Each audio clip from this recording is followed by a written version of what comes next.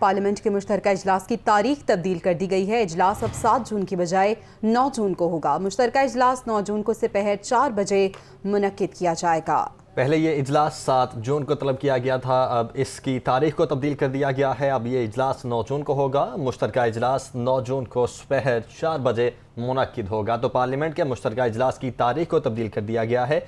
इजलास अब 7 जून की बजाय 9 जून को होगा, जबकि मुश्तरका इजलास 9 जून को दोपहर 4 बजे मुनक्किद होगा। पहले ये इजलास 7 जून को होना था, लेकिन अब इसकी तारीख को तब्दील करते हुए 9 जून कर दी गई है और 9 जून को दोपहर 4 बजे ये इजलास मुनक्किद होगा।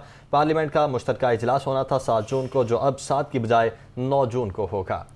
जी हाँ, आपको बता रहे हैं तारीख चेंज की गई है इजलास की। 7 जून को पहले ये इजलास होना था, लेकिन अब ये इजलास 9 जून को होगा। पार्लियामेंट का मुश्तरका इजलास है जिसकी तारीख को तब्दील किया गया है। वजह क्या बनी, जान लेते हैं अपने नुमाइंदे से। हमारे साथ मौजूद है हमारे नुमाइंदे यासिर मलिक। उनसे रब्ता नहीं हो सका। आपको बताएं कि तारीख चेंज कर दी गई है। पार्लियामेंट के मुश्तरका इजलास की तारीख तब्दील हो गई है। पहले ये इजलास होना था 7 तारीख को, लेकिन अब 9 जून को होगा।